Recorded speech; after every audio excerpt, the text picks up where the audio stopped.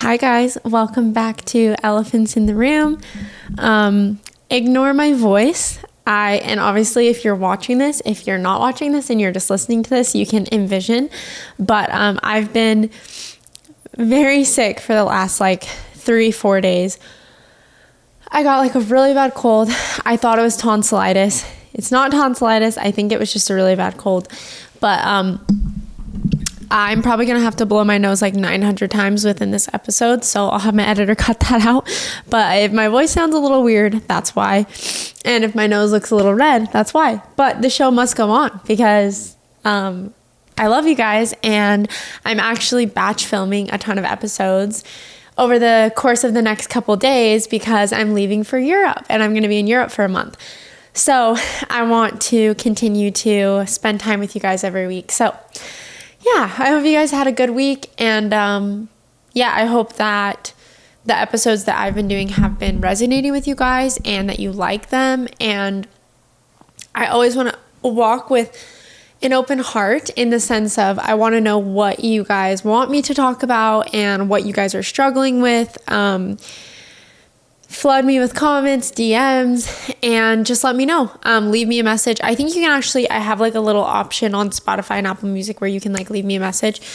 Anyways, I'll stop ranting about that. But yes, let me know what you guys would like to talk about and what to hear about.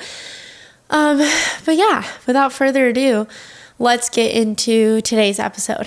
So today's episode is actually inspired by I don't know if you guys are caught up on the TikTok drama, but sometimes I find myself very deep in the hole of the TikTok stuff. And something that I saw was Rachel and Matt James. Rachel Kirkconnell, I think is her name. And Matt James, they broke up and they were together for 4 years or something. And I watched the podcast episode that she went on with what's her name? Why do I not know her name? Oh my gosh, Alex Cooper. I don't watch Call Her Daddy really, unless there's someone that I really like that goes on there or something like this. So sorry, I didn't know her name. No offense to her. But I watched her episode kind of explaining her breakup. And there was one part of the episode that just really hit me like a rock. And I was like, oh my gosh, I feel like this is something that a lot of people go through. And it's not really talked about, and it's something that I've been through in one of my relationships. Actually, maybe more than one, but one specifically. And man, it is the worst thing ever, and it feels like you're going crazy. She talked about how she would go into a conversation frustrated about something, and then she would leave the conversation hoping that he wasn't frustrated with her. And I was like, dang, I really relate to that, and I've really felt that before. And so today I wanted to talk about what it feels like to walk on eggshells and how trauma and the abuse cycle silences you in relationships. So let's start by just talking about what it feels like to walk on eggshells. So I hope you don't relate to this, but walking on eggshells means constantly monitoring your words, tone, and emotions to avoid upsetting someone. And walking on eggshells is the most anxiety-inducing thing ever. In whatever relationship or situation you're in, if you ever feel like you're around someone that you have to walk on eggshells around, it is so stressful and it's so anxiety-inducing and it's not fun. And if you've ever been there, I'm really sorry. I know for me, one of the ways that I start to feel when I've been in an abuse cycle with someone or in an emotional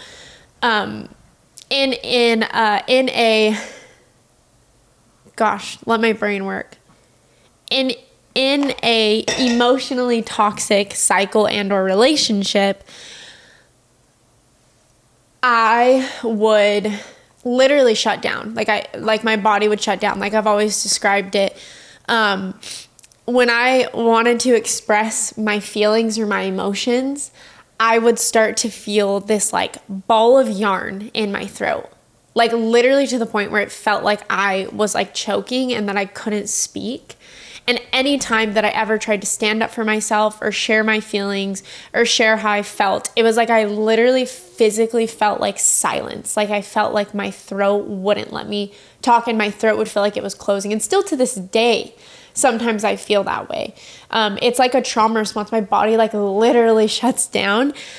And when I've been in toxic relationships, it's been so much worse. And it's so hard to express myself. And really, my whole life, I think, because of the nature of my relationship with my parents and then, you know, all my other relationships leading up to my marriage, like in all those situations, I didn't feel safe to share how I felt because I lived in so much fear of upsetting other people.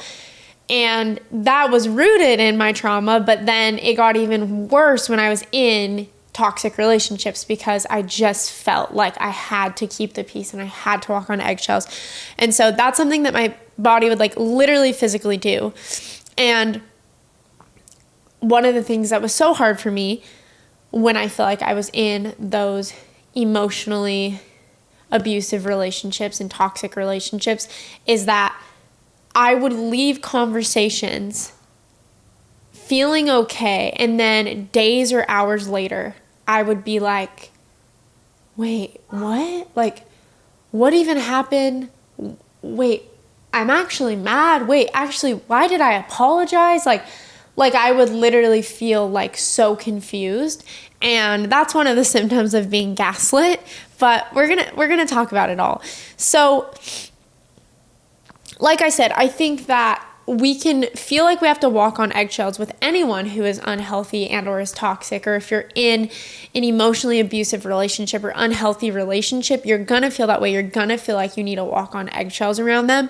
But there's also like a whole nother layer to it of trauma. And like I said, for me, since I was a kid, I have felt that way, right? Because of my dynamics with my parents and all these things.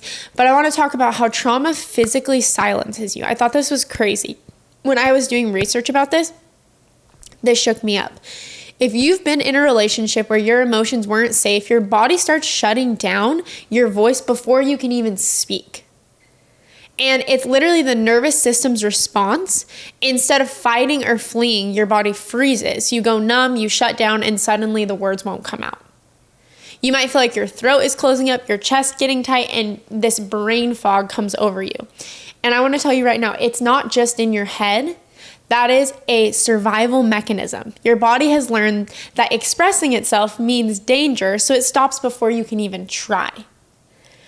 And when I read that, it not only validated me, but it made me so sad because I realized that my body learned from a very young age that my emotions weren't safe. And when I shared my emotions and when I stood up for myself, that it meant danger.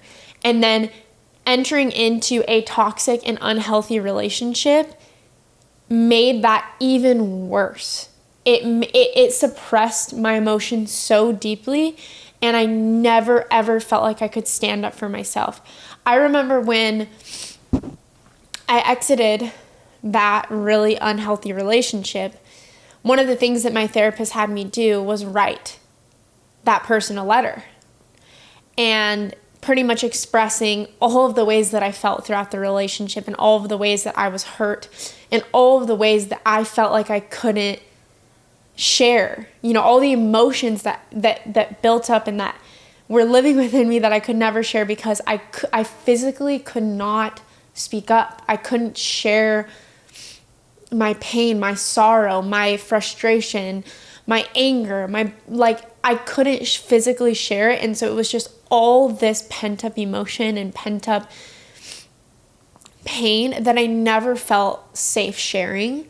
And so one of the things she had me do when I was exiting that relationship was to write him a letter and put everything on there that I felt. And it was really, really hard to write the letter. But it's funny now because I always tell all my friends who are going through breakups, I'm like, write them a letter.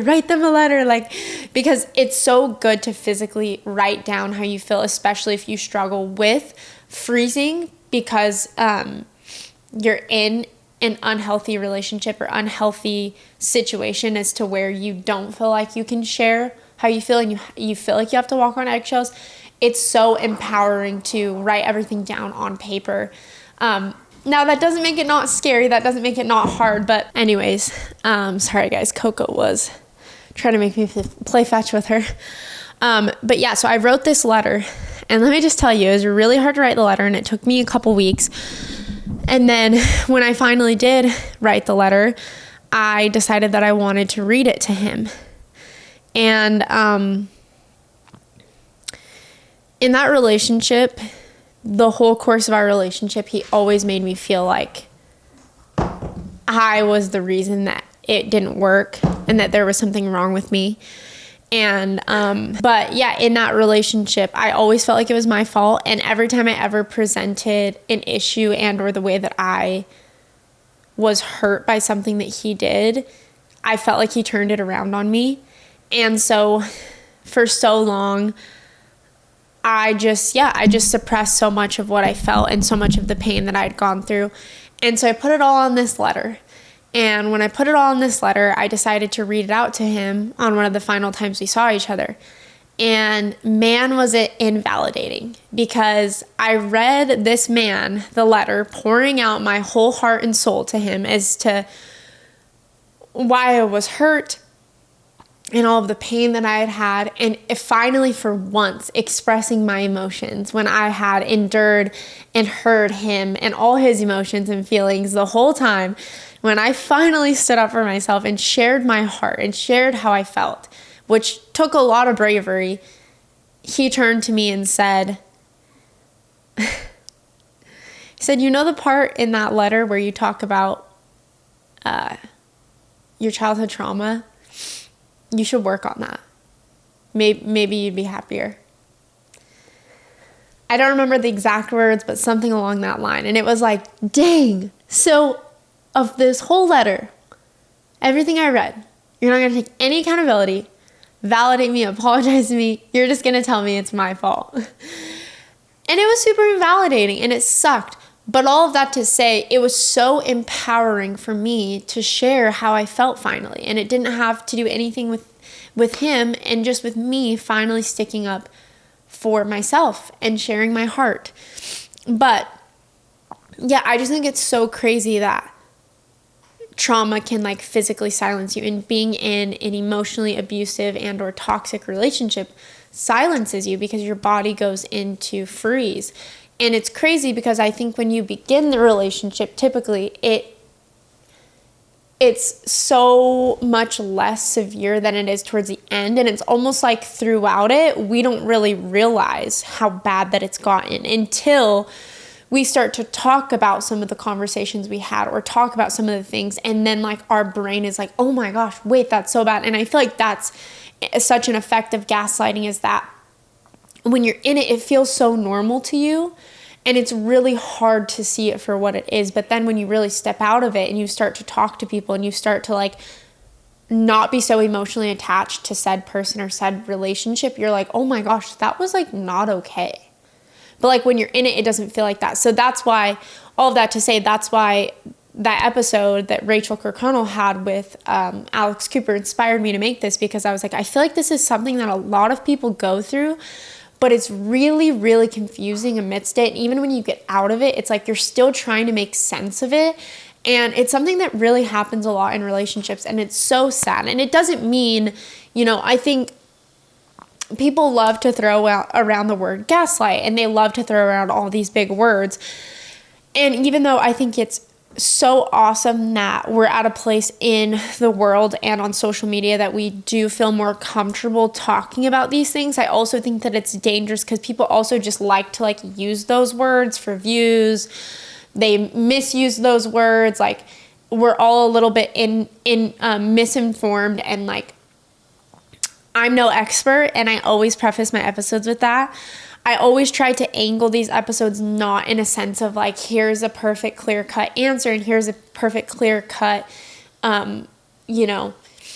definition, and I know everything about gaslighting, whatever, all these things. I don't. I'm no expert. I'm literally just a girl who has had a really interesting life and has been in a lot of therapy. But I encourage you guys, these things and these themes that I talk about, go and do your research on them. Go and talk to an actual psychotherapist, therapist, psychiatrist. Go and read psychology books. Like, I try to incorporate definitions and facts into these episodes, as well as statistics, to kind of help you guys paint the picture. But I'm just the messenger. I'm not the source of knowledge. So I just pray and ask that you guys, if you resonate with any of these things that I talk about, go and invest your time researching more about them, because it may be something that you're experiencing, and I don't want you to have to experience it, and I want you to have healing, and I want you to be able to have healthier relationships and all these different things. So, okay, so now I just want to say, yes, if we've experienced or been in a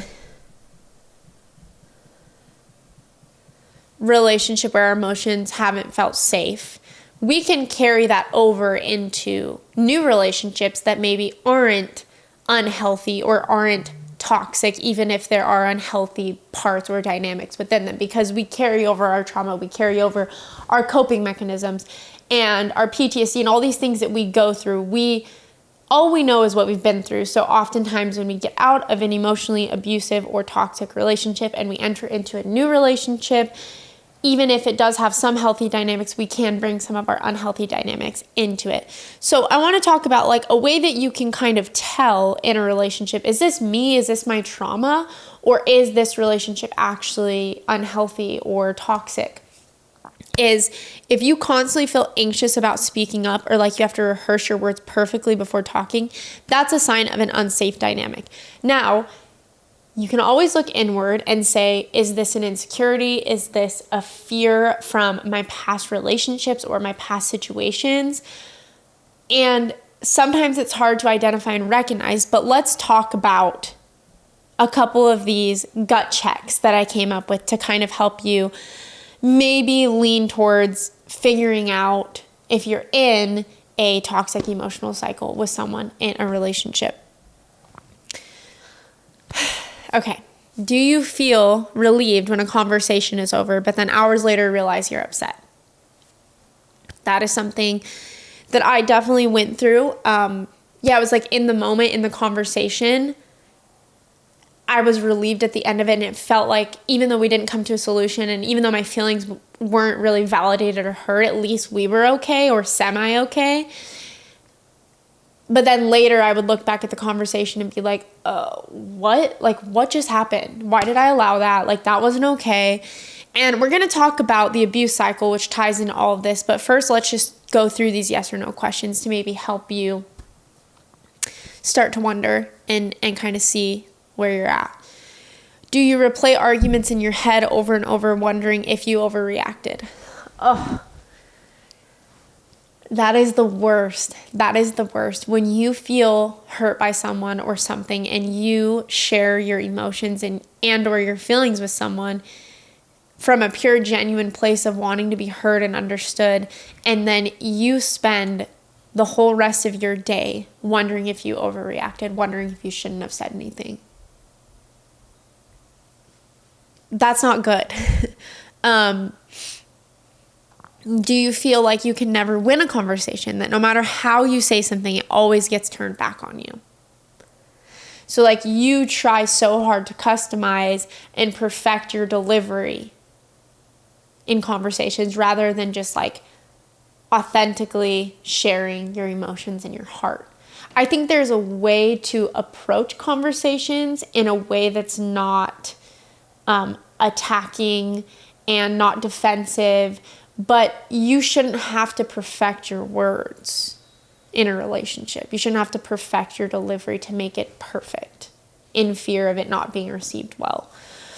Have you ever wanted to bring up a concern but felt physically anxious, like your throat closing up, heart racing, or stomach dropping? I know I already said that, but that is something I so struggled with in that relationship that I was in, is that I literally physically would get sick. Anytime I wanted to share how I was feeling, I couldn't. Like, I would just physically start to get so anxious and I just would not feel well. Do you feel like they are the only one who can make the pain better, even though they're the one that caused it? We're going to talk more about this because this is crazy. Okay, so yeah, if you answered yes to any of those, you may be in an unhealthy dynamic and or just unhealthy emotional cycle with someone. Not to say that your relationship is toxic or not toxic. That's something you need to go and talk to a therapist about or do more research on. I'm never going to diagnose you or diagnose your relationship. But if you answered yes to some of those questions, you may need to look at, is something that I went through in the past or a relationship that I've been in the past made me feel emotionally unsafe that now I'm acting this way in this new relationship? Or is this new relationship making me feel this way, and why? What's the root of it? So I encourage you to ask those questions. Now, this is something I really want to talk about, and I'm not excited to talk about because it's not a good thing, but this is something that really changed my perspective on my toxic relationship that I was in. And also just a lot of the trauma that I'd endured in my relationship with my parents and all my other relationships, or at least my unhealthy ones. This is something that really changed the game for me. When I learned this in therapy, I was like, holy crap, that's crazy. Because I think when we are in these unhealthy relationships, we literally feel like we're going crazy. We literally feel like we're going crazy. If you've been in an unhealthy relationship or a toxic relationship, you literally feel like you're going crazy. It is so hard to rationalize what's happening, why you feel the way that you do, if you're mad at them, if you're not mad at them, if you're mad at yourself. Like, it is so hard to really look at your relationship and like actually analyze it from a logical standpoint when you're in it. It's so hard. And people always say, I feel like after they leave relationships, they're like, how did I stay in that relationship? How did I allow that to happen? But like when you're in it, it's just it's so confusing. It's so confusing. And I think too, that's a part of things that, I feel like is really sad about being in a toxic relationship is that no one understands why you stay, and you feel so misunderstood because when you're in it, you don't really understand the gravity of the emotional neglect and or abuse and or unhealthiness that's happening and the ways that it's affecting you. And it often takes like leaving their relationship, and then a few months out after you start healing, you start looking back and you're like, holy crap, like how did I survive that? How did I allow myself to stay in that relationship? But when you're in it, you're so blinded by love, or at least that's what I thought. But this is why I want to talk about this. I want to talk about the abuse cycle, and that's what I feel like really makes people stay in these unhealthy relationships, because it's so much more complex and deep than you realize. So let's talk about the abuse cycle. The abuse cycle is a repeating pattern that keeps victims trapped in unhealthy relationships. Okay, so here are the 4 stages of the abuse cycle. The tension building phase. Tension rises, communication breaks down, and the victim begins to feel fearful and anxious about what might happen next. The second stage is the abusive incident. Verbal, emotional, or physical abuse takes place, often involving anger, blaming, or intimidation. The third phase is reconciliation. After the abuse, the abuser may apologize, make excuses, or deny the severity of the incident, often blaming their victim. Calm. A brief period of peace occurs where the abuse stops and the abuser may behave affectionately or kindly, giving their victim a sense of hope that things will improve. Now, I know abuser is a big word. I don't want you to take that too seriously. Like I said, go and talk to a therapist, a specialist, before you start using all these big words to identify your situation. But I think it's clear, regardless if you use the word abuser or not, If you are experiencing that cycle with someone, that is an unhealthy cycle. It is an unhealthy dynamic, and there is manipulation and potentially gaslighting happening. So I remember when I first learned about the abuse cycle, I was like, that's crazy. Because I identified that oftentimes when I would get into this cycle with my ex, that by the end of it, we were like fine. Like we would get into these cycles and then we would like go get ice cream after. It was so weird. Like I remember like it was such a weird dynamic, and I didn't really understand until I started to learn about the abuse cycle and about this cycle why it's so addicting and why it makes it so hard to leave. And it's because that's what I want to talk about. So after the incident happens, whatever type of emotional manipulation or whatever it is that happens, they're typically, let's talk about this. So this is kind of the theme of the episode, walking on eggshells.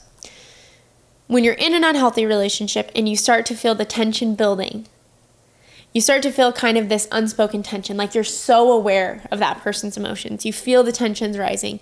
You feel that the communication breaks down and maybe they feel a little off, and you kind of start to shut down and get fearful and anxious about what might happen next, right? You're like, oh no, I can sense something's going on. I can sense they're upset, and you get scared, right? And then the incident takes place where they are either verbally, emotionally, or physically abusive and or they manipulate you or whatever it is.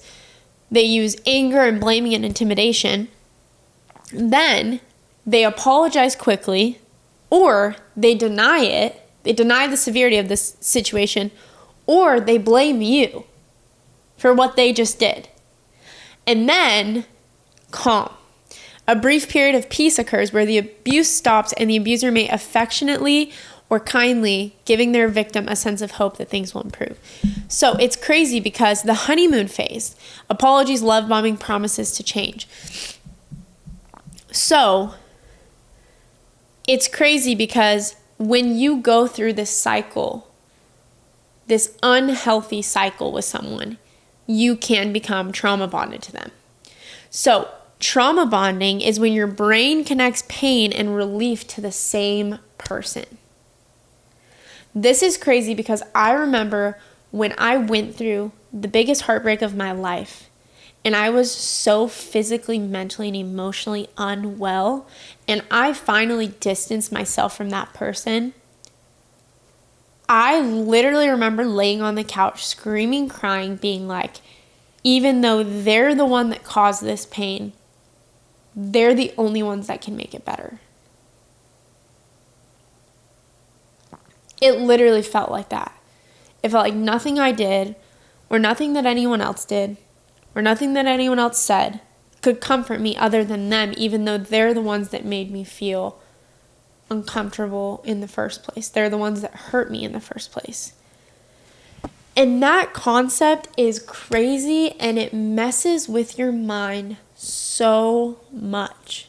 It's like, what? So when you're in that emotional cycle with someone, that abuse cycle, they hurt you, then they comfort you, which creates an emotional dependency. So I really encourage you guys to go and research about the abuse cycle, because the abuse cycle is so crazy, and it really helped me start to make sense of why I was so addicted to people in my life that weren't healthy for me.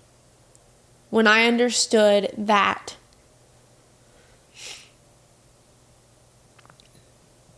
my brain was connecting pain and relief to the same person, which is why I felt like I was literally physically I felt like half of me was being ripped from me when I was separated from those people and those relationships, because I grew such a dependency on their comfort after they're the ones who hurt me.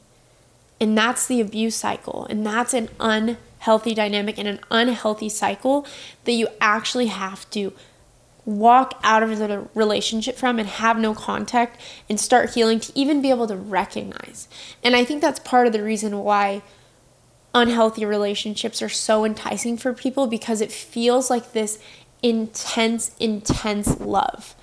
Like, I remember feeling like I'll never find someone that I love as much as this person. Not realizing that it was because I was deeply and severely trauma bonded to this person. Not because I couldn't ever find a love like that. It's like healthy love shouldn't be someone deeply wounding you and attacking you, hurting you, emotionally, mentally, physically, and then being the only one that can save you. Like, that's not good. It's not healthy. And if you feel like you've created a dependency on someone and you need them to survive and you need them to comfort the wound that they made, that's dangerous and it's not healthy and it's not good. And yes, you may love that person, but you also may be trauma bonded to them. When your brain connects pain and relief to the same person and you feel like you can't live without them and you feel like they're the only one who can make it better even though they're the one that's hurting you, you may be stuck in an abusive cycle with them, in the abuse cycle. And it's not good. It's not healthy, and it's confusing. It's so confusing for your brain because you feel so addicted to them and you feel so dependent on them, even though they're the ones that are willingly choosing to hurt you. And it's not healthy, and it's not sustainable, and it's not good. You've got to start to first identify that. And give yourself grace, because it's really confusing. And people looking into unhealthy and toxic relationships, they won't understand. They're like, why do you stay? Why do you stay? They hurt you. They do all these things to you. But you're like, but they love me. But they also love me. But they also comfort me. And that's what's so confusing about a toxic relationship or an unhealthy relationship, is that there can feel like there's love, because when you get the love is so intensified and the comfort is so intensified and the reconciliation and the honeymoon phase is so intensified. But love isn't enough, and love doesn't make a relationship healthy or sustainable. So it's really confusing. It's really confusing. And the abuse cycle just helped me start to identify, like, holy crap, like, that's why I was so attached to my mom. That's why I was so attached to my relationship. Like, I felt like I literally physically couldn't let go of those relationships. And it's because I was trauma bonded. I was literally trauma bonded to them. So, okay, let's talk a little bit about gaslighting. Now, again, I'm no expert here, just a girl, and I encourage you guys to go and research, but let's just talk a little bit about what gaslighting is. Gaslighting is a form of psychological manipulation that makes someone doubt their reality, memory, or emotions. Common gaslighting phrases: that never happened, you're being too sensitive, you're imagining things, you always make things worse. How gaslighting makes you repress emotions. You leave conversations thinking, oh, well, that went okay. Hours or days later, you realize, wait, I was actually really upset. This happens because gaslighting teaches you to dismiss your emotions in real time. When I got out of some of those unhealthy relationships I was in, it was like everything started to come back to me. Like months later. I didn't realize how bad it was until I was like out of it and I had some time to detox from those trauma bonds, and I had some time to start healing, to be like, holy crap, what happened to me and how did I allow that to happen to me? And you literally feel like a crazy person. Gaslighting makes you feel like a crazy person. And it's scary because gaslighting erodes self-trust. Healing is about regaining confidence in your emotions. I remember talking to my therapist and being like, why the heck don't I trust myself? I don't have self-trust. I doubt every decision that I make. I doubt everything that I do, even when I make good decisions. And she was like, Nicole, it's rooted in all your trauma. It's rooted in all you've been through. And it's really hard because I feel like that is one of the effects of gaslighting. And it's so hard. It's so hard. You know, they say, I don't know if you guys have heard the study, but the average, I'm going to look it up just to be factual. Just to be factual. It says that it takes the average victim 7 times to leave before staying away for good. When you're in an unhealthy and or abusive relationship, it is really hard to leave. They have such a control over you and your mind. They have you so addicted to their abuse cycle of hurting you, but then being the one to comfort you, that you've created such an emotional dependency on them. And when you're in toxic and abusive relationships, the worst part is that you isolate yourself naturally because you don't feel like anyone understands. Naturally, whenever you're in those types of relationships, you start to isolate yourself. They start to isolate you. Breaking free out of those relationships is so intense and so hard and takes a lot. And I know for me, it took a lot.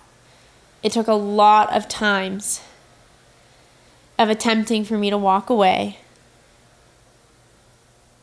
and going back and going back and going back. And no one understood. My family didn't understand. My friends didn't understand.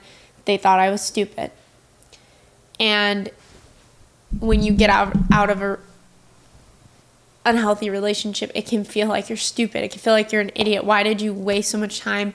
Why did you let someone treat you those ways? Why do you stay in an unhealthy dynamic for so long? But I just want to encourage you to have grace for yourself because it's so complicated. And there's so much psychological evidence against all of this. And that's why I encourage you, if you feel like you have been in an unhealthy relationship or a toxic relationship or an abusive relationship, and you feel like it affects your current relationship, or you feel like it affects you now in your life, or you feel that you may be in one of those relationships right now and you don't know how to leave and you don't want to leave, but part of you knows that it's not right, I want to encourage you to find a therapist, find a friend, find someone to talk to. Because breaking out and breaking free of those toxic relationships in my life was the only way for me to even begin to know who Nicole is and to love myself and to start to grow and gain self-trust. And those types of relationships literally steal your self-esteem and your self-love, and they break you down so far. It's so sad. It's so hard, and it's a process. And I also want to encourage you that if you're in a relationship that you feel like might be unhealthy or toxic or abusive and you're not ready to leave, that's okay. I think when I was in a toxic relationship, when I was in the toxic relationship that I was in, that was emotionally really, really unhealthy. I isolated myself from people because I knew that no one would understand why I stayed for so long and why I continued to let myself be put in a situation that was so painful for me. But what mattered most to me was that person and was that relationship, and I isolated myself from people because I knew they wouldn't understand. And I hated feeling misunderstood, and I hated feeling judged. And I also, I think that's a huge part of an unhealthy relationship, is that you just want to defend that person because you rationalize the abuse and or manipulation and or gaslighting with, but they love me, people would understand. What I want to tell you, and a hard truth that you have to accept, is someone's actions speak louder than their words. And you may feel like someone loves you, and they may love you, but if they are unhealthy and if they are manipulating you, gaslighting you, constantly emotionally, mentally, or physically abusing you, even if they love you, that is not the type of love and the type of relationship that you want, and it's not sustainable, and they're not going to wake up tomorrow and change. There's a difference between being in a relationship with some unhealthiness that has two willing people who want to change and be healthy, and being in a relationship with someone who is unhealthy and who doesn't want to change. And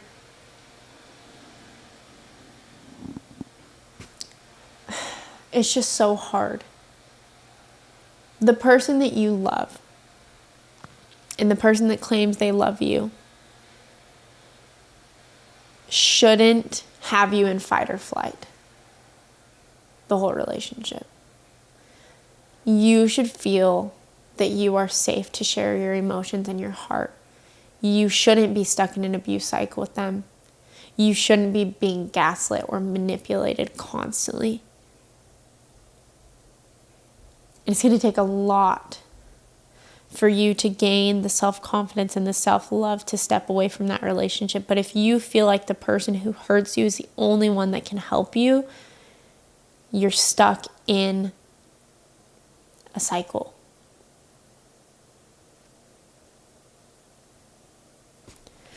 And it's not good. Now, how do we break free from these relationships and start rebuilding our lives? Start by noticing the patterns. Talk to someone safe. And I know it's so hard. And I know when I went through this, it was so hard for me to talk to someone because I didn't want to be misunderstood. And I didn't want that person to be misunderstood either. But you've got to talk to someone. You've got to talk to someone. Research trauma bonding and understand why it's hard to leave. Research the abuse cycle. Research gaslighting. Research trauma bonding. Start to look at your childhood, what you may have endured, why it maybe have led you or has led you into this unhealthy relationship. Really start to analyze and look through those things. If you can see a therapist and you have the means to do that, that's so good. Now,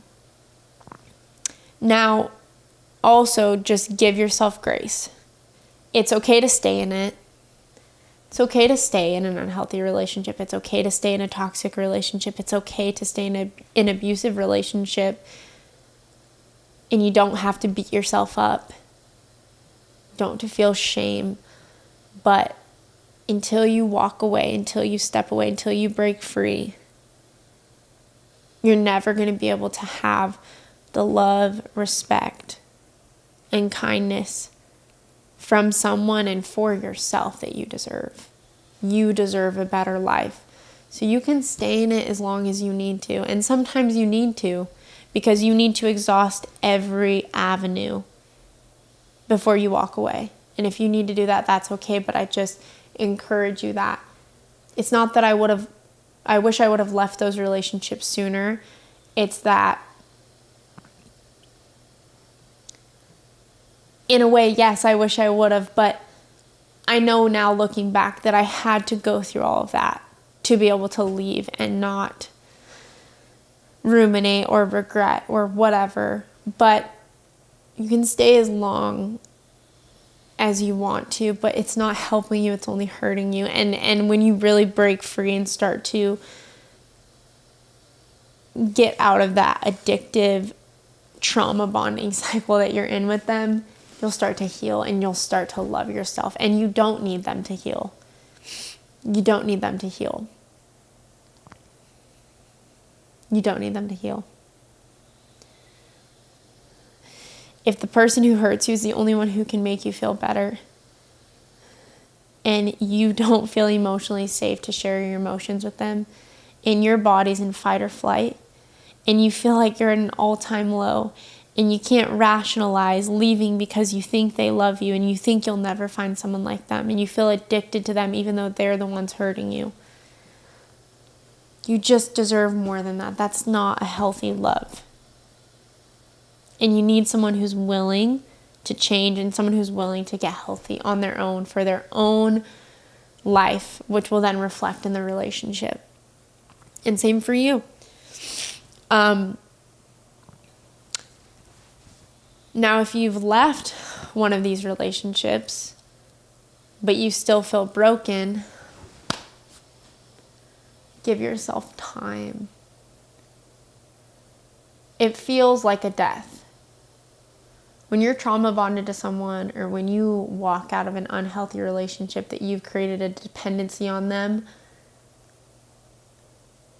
it feels like a death. It's the grieving that you have to go through is a process. And then building yourself back up enough to even be comfortable in your own presence and love yourself is a process. But healing is not linear, and it takes time. And every bit and part of healing that you're wondering, is this normal? Am I normal? Am I healing? I feel like I'm backpedaling. I feel like I'm not where I want to be. Trust me, one day you're going to wake up and you're going to be like, oh, okay. Okay. All those pieces and parts that didn't make sense to me now, it's all led me to here. You will heal. It just takes time and it takes work. And just try to relearn trusting yourself and validating your emotions, because if you were in a relationship where your emotions were never validated, you've got to learn to validate your own emotions. And now I want to talk about what safe love actually looks like. I remember talking to someone when I was working at the shoe store. I remember talking to this girl. It was so random. I would always end up talking to random customers just about their life stories when I worked in retail. And I remember talking to this girl who had gotten out of a really toxic relationship and then found this guy who was much healthier, and she ended up marrying him. And she was talking about how intense that relationship was, and that her now relationship was not nearly as intense. And I think that that's something that's hard about toxic relationships, is that they feel so intense, but it's because they're not safe. Like, you're feeling all these heightened emotions all the time, back and forth, because you're actually not safe, and it's anxiety a lot of the times. So like, safe, healthy relationships don't always feel as intense. They're a little more boring, but it's because they're safe. So some of the signs you may be in a safe relationship, and or what a safe love actually can look like, is you feel safe to share your emotions without fear of punishment. No matter what relationship you're in, no matter if you have unhealthy dynamics in your relationship, you have to feel safe to share your emotions without fear of punishment. That's one of the things that has been so great about my relationship with David, is we've had a lot of problems and we've been through a lot in our relationship.